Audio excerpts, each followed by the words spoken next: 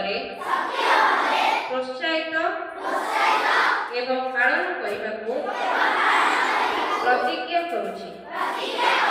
ଦୈନନ୍ଦିନ ଜୀବନରେ ନିଜ ମାତୃଭାଷା ବ୍ୟବହାର କରି ମୁଁ ଅନ୍ୟମାନଙ୍କୁ ମୋର ଭାଷା ସହ ପରିଚିତ କରାଇବି। କାହାଣୀ, କବିତା ଏବଂ ପରମ୍ପରାର ଆଦାନ ପ୍ରଦାନ ମାଧ୍ୟମରେ ମୁଁ ଆମ ରାଜ୍ୟ ତଥା ରାଜ୍ୟ ବାହାରେ ଓଡ଼ିଆ ଭାଷା ସାହିତ୍ୟର ପ୍ରସାର ଏବଂ ପ୍ରଚାରରେ ସହଯୋଗ କରିବି।